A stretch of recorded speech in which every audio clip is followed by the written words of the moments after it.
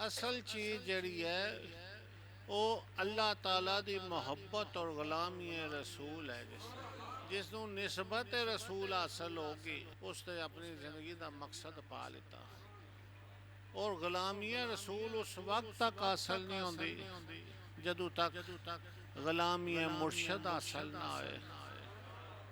और मुर्शद की गुलामी तब ही हासिल होती है कि सीने की सफाई होए, सीना साफ होए।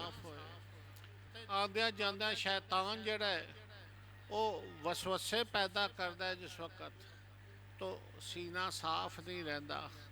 तो सीने की सफाई हो जाए, सीना साफ हो जाए तो मोहब्बत इलाही पैदा होती है।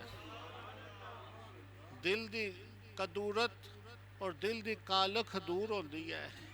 तो इस महफिल का मकसद जरा होंदा है हर जुम्मा जरा असी बैठते हैं कि होंदा है कि साढ़े सीने साफ हो, साढ़े कल्ब साफ होन।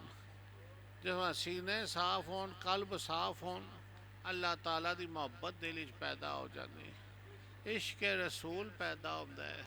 और इस दुनिया के उपर आने का असल मकसद जड़ा है साडा वो दुनिया के मामलात चलते ही रहते हैं, इश्क रसूल और मोहब्बत रसूल है कि गुलामी रसूल च रह के अपनी ज़िंदगी बसर कर दी।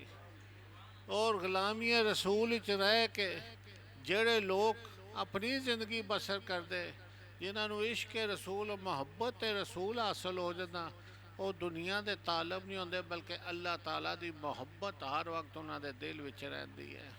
वो खुदा की याद अपना वक्त गुजारते।